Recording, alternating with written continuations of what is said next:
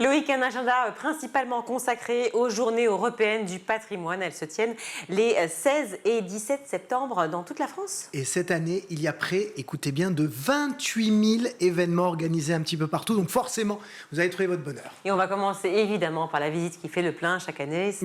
C'est celle de l'Élysée, bien sûr. Il y a toujours beaucoup d'attentes, donc venez tôt.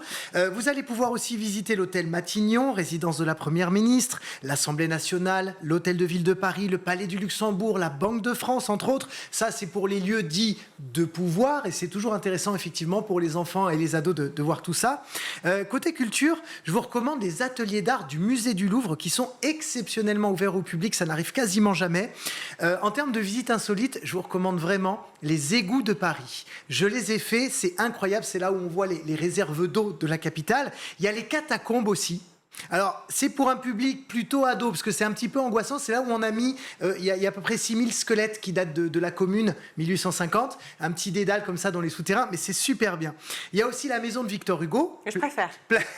Place des Vosges, pour coller bien sûr au programme de français au collège. Et on peut même aller voir les coulisses de la RATP pour voilà, un petit peu saisir comment tout le réseau fonctionne. C'est toujours quand même intéressant pour les petits et les grands. Alors tout ça, c'est à Paris, mais il n'y a pas que Paris dans la ville.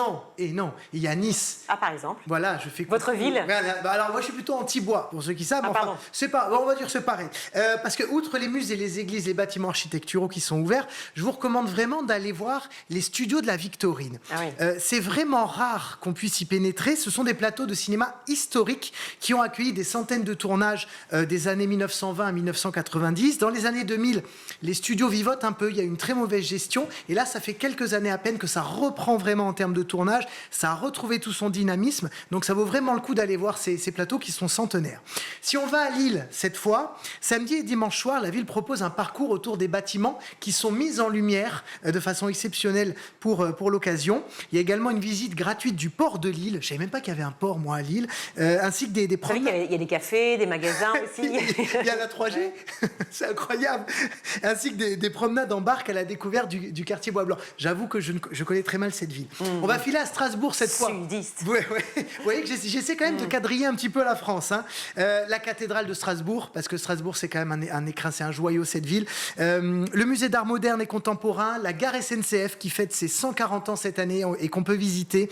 Bien sûr, le Parlement européen qui accueille d'ailleurs cette année un festival de littérature. Et on termine rapidement à Bordeaux, au Grand Théâtre de la ville, qui va proposer un parcours inédit, spécialement imaginé autour des escaliers.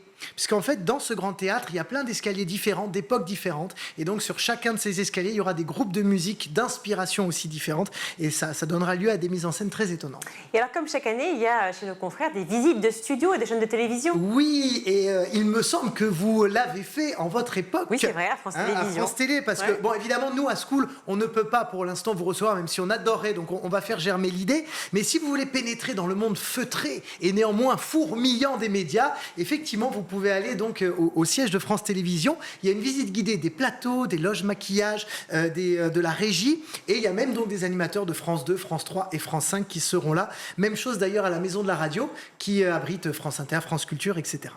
Alors, autre événement très important, c'est la fête de l'humain. Ah bah ça, oui, événement culturel, politique, musical, organisé jusqu'à dimanche dans l'Essonne, en région parisienne.